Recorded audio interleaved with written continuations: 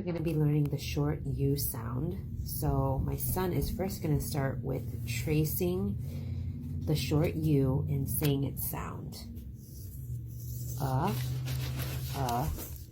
This says Then I have these two pictures that say the short U sound, umbrella and underwear, and I'm going to hide it in one of the doors of his puzzle. Once the pictures, then we're going to glue them on to the short U I have made, and I have a song for this.